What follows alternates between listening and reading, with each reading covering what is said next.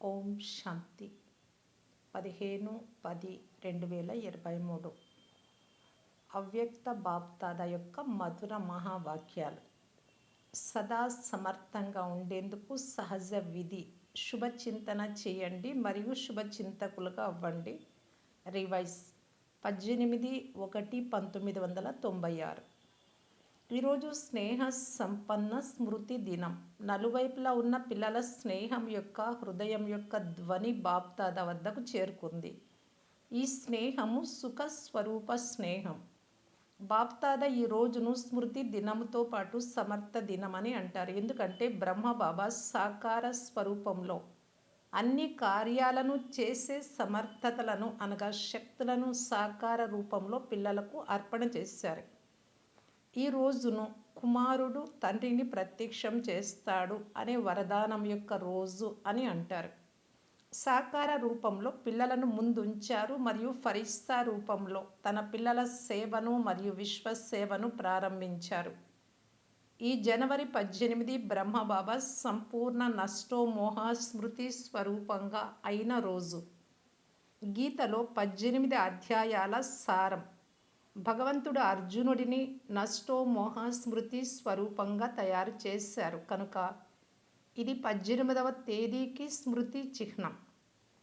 బ్రహ్మబాబాకు పిల్లల పట్ల ఎంత అత్యంత స్నేహం ఉండేదో, సదా సేవకు నిమిత్తమైన పిల్లలను ఎంతగా గుర్తు చేసుకునేవారో. ఎవరైతే అనుభవి పిల్లలు ఉన్నారో వారికి అనుభవమే కదా దాదీలకు. మోహం ఉండేది కాదు, కానీ హృదయపూర్వక ప్రేమ ఉండేది. ఎందుకంటే ఎందులో అయితే తమ స్వార్థం ఉంటుందో దానిని మోహం అని అంటారు. బ్రహ్మబాబాకు తన స్వార్థం ఉండేది కాదు, కానీ సేవార్థంగా పిల్లలపై అతి స్నేహం ఉండేది. అయినా జతలో ఉంటూ పిల్లలను ఎదురుగా చూస్తూ కూడా దేహ రూపాల స్మృతి సతాయించలేదు. పూర్తి అతీతంగా మరియు ప్రియంగా ఉండినారు. అందుకే నష్టోమోహ స్మృతి స్వరూపమని అంటారు. నాది అనేది ఏదీ లేదు. దేహ భావం నుండి కూడా నష్టోమోహగా ఉండినారు కనుక ఈరోజు అలా తండ్రిని అనుసరించే పాఠాన్ని చదివించే రోజు.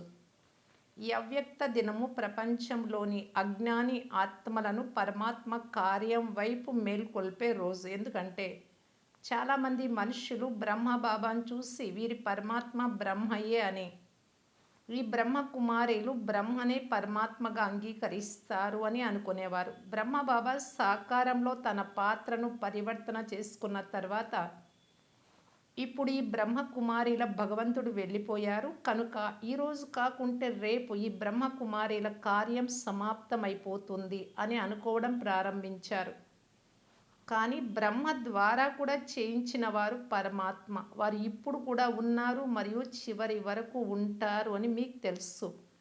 కనుక ఇది పరమాత్మ కార్యం, వ్యక్తుల యొక్క కార్యం కాదు. బ్రహ్మబాబా సాకార పాత్ర పరివర్తన అయిన తర్వాత వీరిని ఏదో శక్తి నడిపిస్తోంది అని అర్థం చేసుకుంటూ ఉన్నారు. ఇప్పుడు కూడా పరమాత్మ ఎవరో పాపం వారికి తెలియదు, కానీ ఏదో శక్తి కార్యం చేస్తోంది. ఆ శక్తి ఏది అని చూస్తున్నారు, ఆలోచిస్తున్నారు. అయితే చివరికి అర్థం చేసుకోవాల్సిందే. కనుక ఇది ఎవరి కార్యము? బ్రహ్మబాబా కార్యమా లేక బ్రహ్మ ద్వారా పరమాత్మ కార్యమా? ఎవరి కార్యం? ఏ పిల్లలైతే సాకార పాత్ర ద్వారా వచ్చారో వారు బ్రహ్మబాబా తన సాకార పాత్రను ఇంత త్వరగా ఎందుకు పూర్తి చేశారు అని అనుకుంటారు.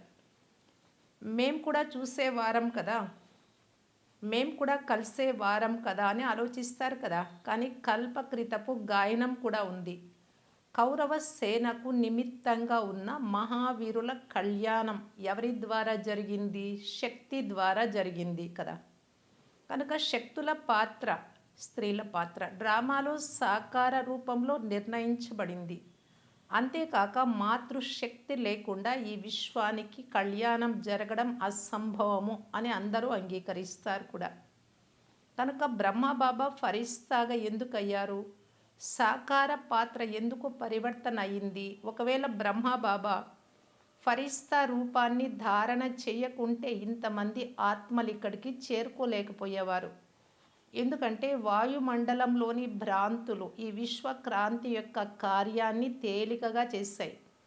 కనుక బ్రహ్మబాబా ఫరిస్తాగా అవ్వడం ఎక్కువ మంది పిల్లల భాగ్యం తెరుచుకునేందుకు కారణమైంది. ఇప్పుడు ఫరిస్తా రూపంలో సేవలో ఏదైతే తీవ్ర వేగం ఉందో దానిని చూస్తున్నారు కదా. వేగం పెరిగిందా లేక తగ్గిందా? వేగం పెరిగింది కదా. వేగం తీవ్రమైంది కనుకనే మీరు ఇక్కడికి చేరుకున్నారు. లేకుంటే మీరు మంచి రీతిగా నిద్రపోతూ ఉండేవారు. కనుక ఈరోజు ఎలాగైతే మనుషులు బ్రహ్మబాబా వెళ్ళిపోయారు వెళ్ళిపోయారు అని భావిస్తారో అలా అనుకోవడం కాదు, కానీ తండ్రిని అనుసరించాలి. మేము కూడా ఇలాంటి నష్టో మోహ స్మృతి స్వరూపులుగా అవ్వాలి అనే ఉమంగుత్సాహం రావాలి. ఇది ప్రాక్టికల్ పాఠాన్ని చదువుకునే రోజు. ఈరోజు మీలో ఎవరి హృదయం నుండి అయినా దుఃఖపు కన్నీరు వచ్చిందా?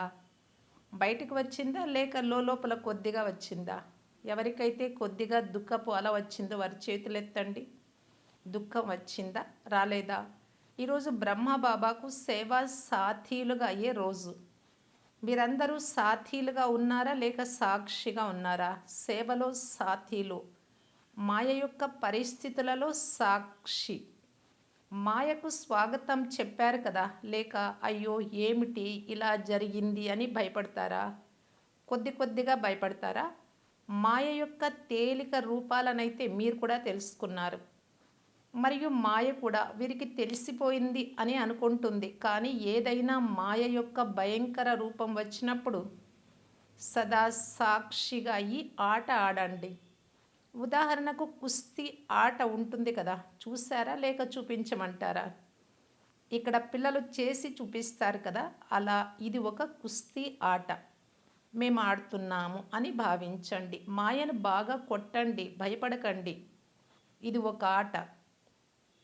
సాక్షిగా ఈ ఆట ఆడితే మజా వస్తుంది.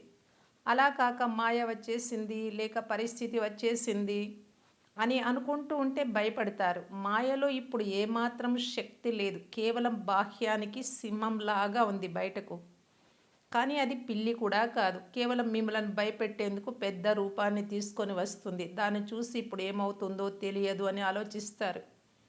కనుక ఏం చేసేది, ఎలా అవుతుంది, ఏమవుతుంది అని ఎప్పుడు అనకండి, అనుకోకండి కూడా. మనసులో కూడా బాప్ దాదా ఇంతకు ముందు కూడా ఏం జరుగుతూ ఉందో అది మంచిది, ఏమి జరగబోతుందో అది ఇంకా మంచిది అనే పాఠాన్ని చదివించారు. బ్రాహ్మణులకు అవ్వడము అనగా అంతా మంచిదే మంచిది. భలే ఎప్పుడు మీ స్వప్నంలో కూడా జరగని విషయాలు కూడా జరుగుతాయి. జ్ఞానంలోకి వచ్చిన తర్వాత జరిగే చాలా విషయాలు అజ్ఞాన కాలంలో కూడా జరిగి ఉండవు. అజ్ఞానంలో ఎప్పుడు వ్యాపారంలో నష్టం వచ్చి ఉండదు, కానీ జ్ఞానంలోకి వచ్చిన తర్వాత వస్తుంది. అప్పుడు భయపడిపోయి జ్ఞానాన్ని వదిలేద్దామా అని అనుకుంటారు. కానీ ఏదైనా పరిస్థితి వచ్చినప్పుడు ఆ పరిస్థితిని కొంత సమయం కోసం శిక్షకునిగా భావించండి. శిక్షకుడు ఏం చేస్తాడు, శిక్షణ ఇస్తాడు కదా. అలా పరిస్థితి మిమ్మలను విశేషంగా రెండు శక్తుల అనుభవిగా చేస్తుంది. ఒకటి సహన శక్తి, అతీత శక్తి, నష్టోమోహ. రెండవది ఎదుర్కొనే శక్తి యొక్క పాఠాన్ని చదివిస్తుంది. సహన శక్తి, నష్టోమోహ, రెండవది ఎదుర్కొనే శక్తి. కనుక ఈ పరిస్థితి ఈ రెండు పాఠాలను చదివించేందుకు వచ్చింది అని భావించి ఆ పాఠాలను ఇక ముందు కోసం కూడా నేర్చుకోండి. అంతేకాక మేమైతే ట్రస్టీలము, నాది అంటూ ఏది లేదు అని అంటూ ఉంటారో అది మోసగించేందుకైతే అనడం లేదు కదా. ఊరికే పైకి అనడమే మోసగించేందుకు అనడం. హృదయపూర్వకంగా అంటున్నారా? మీరు ట్రస్టీలా లేక కొద్దిగా గృహస్థులా? అప్పుడప్పుడు గృహస్థిగా అప్పుడప్పుడు ట్రస్టీగా అవుతున్నారా? క్రొత్త సంవత్సరంలో బాప్ దాదాకు 2-4 బొమ్మలు ఇచ్చారు. అందులో ఒక బొమ్మను ఒకవైపు తిప్పితే సోదరుడిగా, మరొక వైపు తిప్పితే సోదరిగా అవుతుంది. ఒకే బొమ్మ అలా మారుతూ ఉంటుంది. ఒక సెకండ్లో ఒక విధంగా, ఇంకొక సెకండ్లో మరో విధంగా మారిపోతుంది.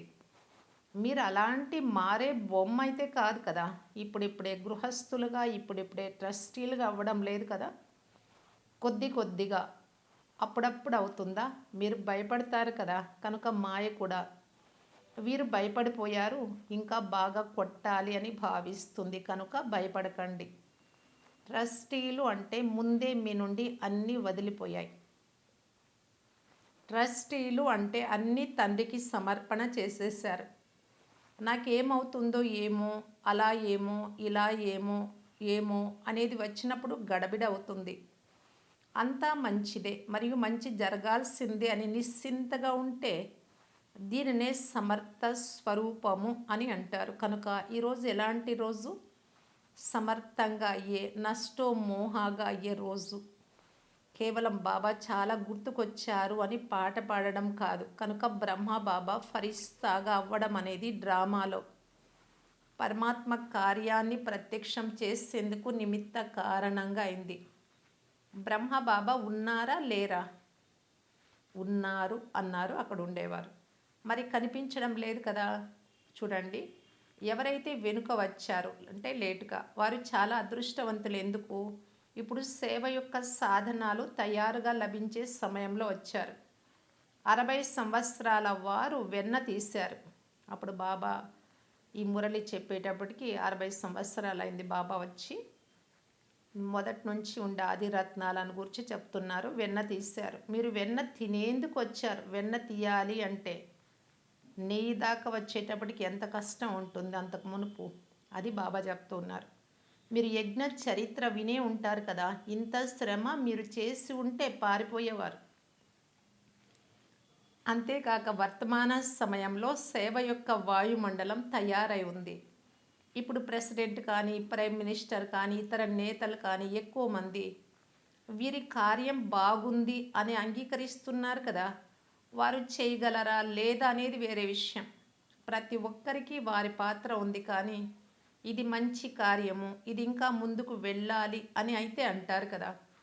మొదట్లో అయితే బ్రహ్మ కుమారిల ముఖం కూడా చూడరాదు అని అనేవారు. ప్రారంభంలో నిమంత్రణ ఇచ్చేందుకు, ఆహ్వానించేందుకు వెళ్ళినా తలుపులు మూసేసేవారు. కనుక మీరు మంచి సమయంలో వచ్చారు. సేవ యొక్క అవకాశాలు కూడా చాలా ఉన్నాయి. ఎంత సేవ చేయాలనుకుంటే అంత చేయవచ్చు. సాకార బ్రహ్మ వెళ్ళిపోయిన తర్వాత కూడా బ్రహ్మ కుమారీలు సిల్వర్ జూబ్లీ కూడా జరుపుకున్నారు. గోల్డెన్ జూబ్లీ కూడా జరుపుకున్నారు. ఇప్పుడు డైమండ్ జూబ్లీ వరకు కూడా చేరుకున్నారు అని అందరూ అర్థం చేసుకుంటున్నారు. బాబా ఈ మురళి చెప్పేటప్పటికి డైమండ్ జూబ్లీ జరుగుతూ ఉండింది. తర్వాత ప్లాటినం జూబ్లీ కూడా అయిపోయింది ఇప్పుడు. ఎందుకంటే ఎవరైనా పెద్ద గురువు వెళ్ళిపోతే గడబిడ జరిగిపోతుంది. ఇక్కడ గడబిడ ఏమైనా ఉందా? ఇక్కడైతే ఇంకా వృద్ధి ఉంది, పెరుగుతూ ఉంటుంది. కనుక దీని ద్వారా ఈ కార్యం చేయించేవారు తండ్రి అయిన పరమాత్మ నిమిత్త మాధ్యమంగా బ్రహ్మబాబా ఉన్నారు అని రుజువు అవుతుంది. ఇప్పటి పాత్ర వేరు. కానీ డ్రామాలో మొదట మాధ్యమంగా సాకార బ్రహ్మ ఉండేవారు. ఇప్పుడు అదే బ్రహ్మ ఫరిస్తా రూపంలో ఉన్నారు. బ్రహ్మను తండ్రి అని అంటారు. రచయిత అయితే బ్రహ్మయే కదా. ఈ పాత్ర అయితే మధ్య మధ్యలో పిల్లలను పాలన చేసేందుకు నిమిత్తంగా ఉంది. ఇకపోతే బ్రహ్మయే రచయిత. అంతేకాక రచనను రచించే కార్యంలో ఇప్పుడు కూడా చివరి వరకు బ్రహ్మ యొక్క పాత్రయే ఉంది. ఈరోజు పూర్తి రోజంతటిలో ఎవరి వద్దకు మాయ వచ్చింది? మనవడు, మనవరాలు ఎవరు గుర్తు రాలేదా? సదా ఇలా సమర్థంగా ఉండండి. దీనికి అన్నిటికంటే సహజ విధి 2 పదాలు గుర్తుంచుకోండి. 2 పదాలైతే గుర్తుంచుకోగలరు కదా.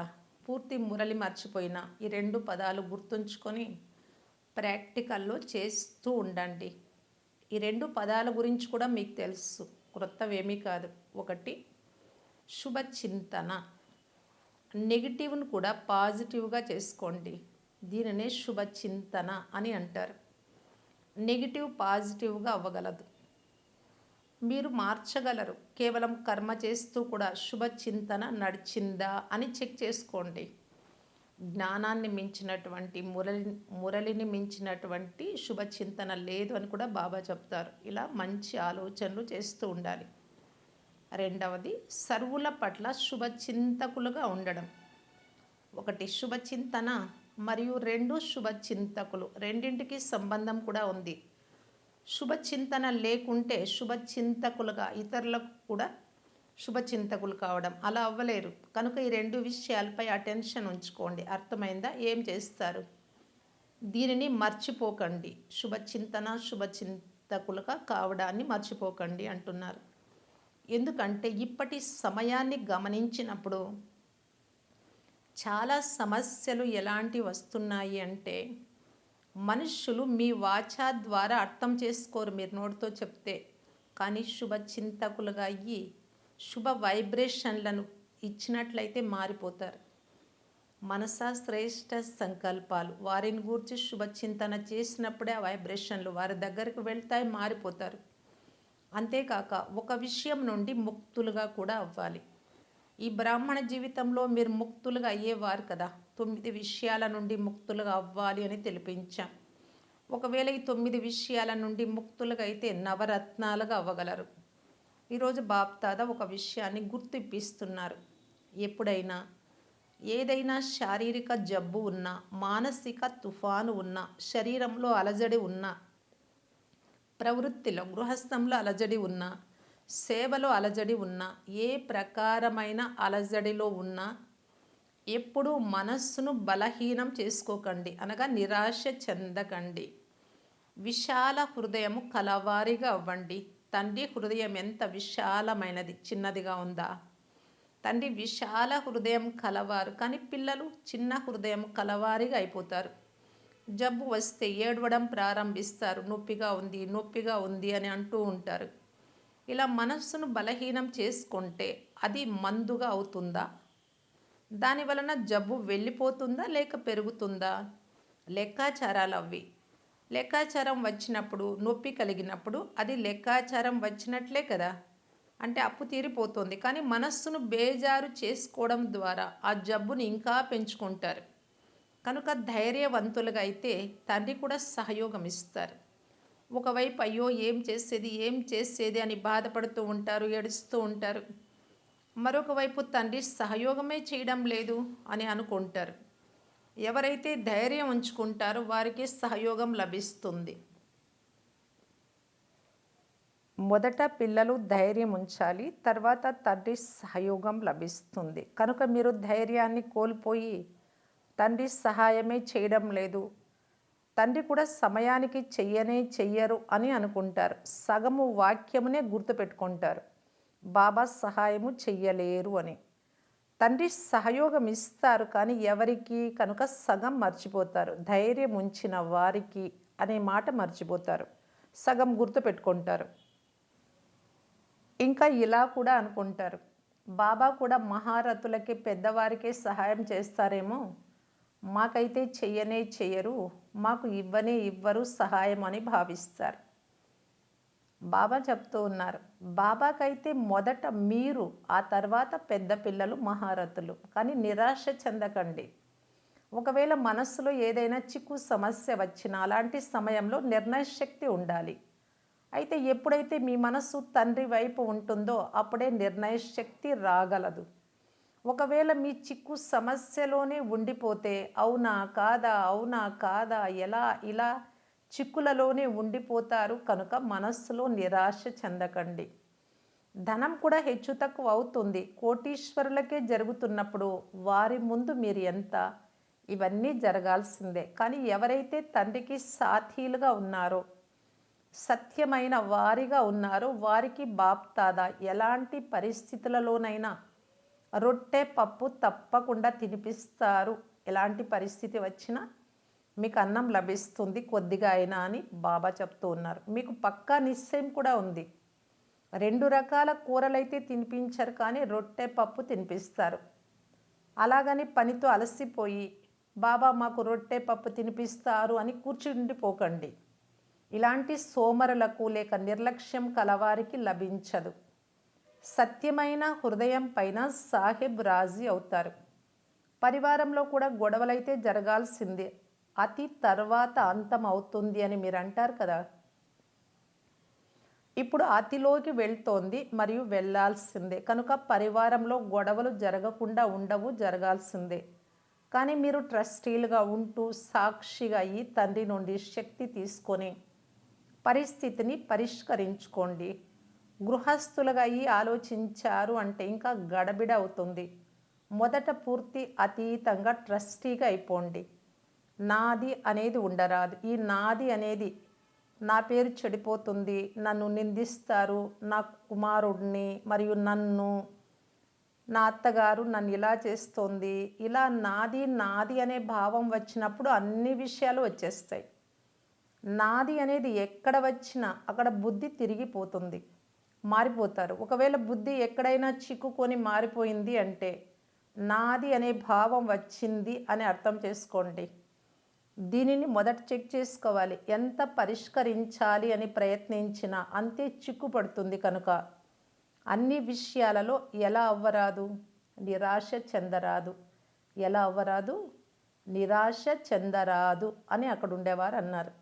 కేవలం చెప్పడం కాదు, చేయాలి. మీరు భగవంతుడి పిల్లలు, ఇదైతే పక్కా ప్రతిజ్ఞయే కదా. దీనిని మాయ కూడా కదిలించలేదు. ఇది పక్కా ప్రతిజ్ఞ మరియు నిశ్చయం.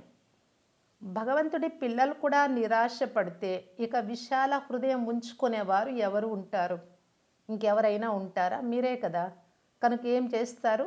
ఇప్పుడు సమర్థంగా అవ్వండి.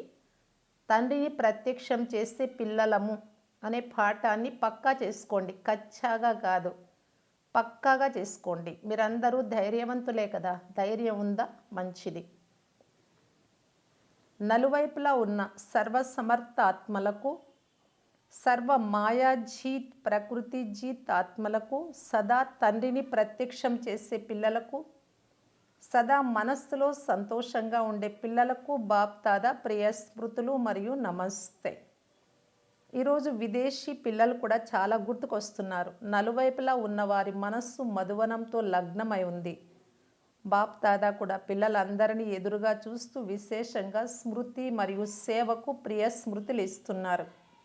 బాప్ దాదా నవరత్నాలలో వచ్చేందుకు ఏ 9 విషయాల నుండి ముక్తులుగా అవ్వాలి అనే సూచన ఇచ్చారో వాటిని క్రింద తెలిపిస్తూ ఉన్నాం. 1 క్రోధ ముక్తులు, 2 వ్యర్థ సంకల్ప ముక్తులు, 3 ఆకర్షణ ముక్తులు, 4 పరమతము పరచింతన పరదర్శన నుండి ముక్తులు, 5 అభిమానము మరియు అవమానం నుండి ముక్తులు, 6 జంజాటాలు లేక గొడవల నుండి ముక్తులు, 7 వ్యర్థ మాటలు డిస్టర్బ్ చేసే మాటల నుండి ముక్తులు, 8 అప్రసన్నత ముక్తులు, 9 నిరాశ చెందడం నుండి ముక్తులు. ఈ 9కే బాబా చెప్పారు నవరత్నాలు అని. వరదానము: డబల్ లైట్ స్థితి ద్వారా ఎగిరే కళను అనుభవం చేసే సర్వబంధన ముక్త భవ. నడుస్తూ తిరుగుతూ నేను డబల్ లైట్ స్థితిలో ఉండే ఫరిస్తాను అనే స్మృతి ఉండాలి. ఫరిస్తాలు అనగా ఎగిరేవారు. తేలికైన వస్తువు సదా పైకి వెళ్తుంది, క్రిందికి రాదు. అర్ధకల్పం క్రిందనే ఉండేవారు. ఇప్పుడు ఎగిరే సమయం కనుక ఎలాంటి బరువు లేక బంధనం లేదు కదా అని చెక్ చేసుకోండి. మీ బలహీన సంస్కారాల, వ్యర్థ సంకల్పాల, దేహభావం యొక్క బంధనము లేక బరువు చాలా సమయం నడుస్తూ వచ్చింది కనుక ఇది చివరిలో మిమ్మల్ని క్రిందికి తీసుకొస్తుంది. కనుక బంధన ముక్తులుగా అయ్యి డబల్ లైట్ స్థితిలో ఉండే అభ్యాసం చేయండి. స్లోగన్: ఎవరి వద్ద శుద్ధ సంకల్పాల శక్తి జమ అయి ఉందో వారే మనసా సేవ చేయగలరు. మనసా సేవ చెయ్యాలి అంటే మనస్సు సదా శుద్ధ సంకల్పాలతో నిండి ఉండాలి. సూచన: ఈరోజు నెలలో 3వ ఆదివారం, అంతర్రాష్ట్రీయ యోగ దినోత్సవం. సాయంకాలం 6:30 నుండి 7:30 గంటల వరకు సోదరి సోదరులందరూ యోగా అభ్యాసం చేసే సమయంలో నేను దివ్య ఆకర్షణ మూర్తాత్మను, విశ్వం అనే ఆకాశంలో మెరుస్తూ ఉన్నాను. నా దివ్యత లేక పవిత్రత ద్వారా ఆత్మలకు సాక్షాత్కారాలు జరుగుతున్నాయి. తమ మార్గం నుండి తప్పిపోయి భ్రమిస్తున్న ఆత్మలు మళ్ళీ సత్య మార్గం పైకి చేరుకుంటున్నాయి అని అనుభవం చేయండి. అవ్యక్త ఇషారా: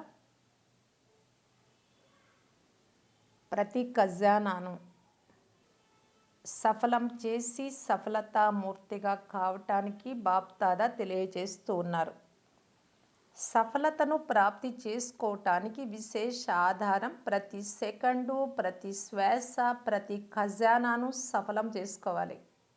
సంకల్పము, మాట, కర్మ, సంబంధ సంపర్కము మొదలైన వేటిలో సఫలతను ప్రాప్తి చేసుకోవాలి అనుకున్నా స్వయం పట్ల కానీ ఇతరుల పట్ల కానీ సఫలం చేసుకుంటూ వెళ్ళండి. వ్యర్థంగా వెళ్ళకపోతే స్వతహాగా సఫలత యొక్క సంతోషం అనుభూతి అవుతూ ఉంటుంది. ఎందుకంటే సఫలం చేయడం అనగా వర్తమానం అనగా ప్రస్తుతము సఫలతామూర్తి కాగలరు మరియు భవిష్యత్తుకు కూడా జమ చేసుకోగలరు. ఓం శాంతి.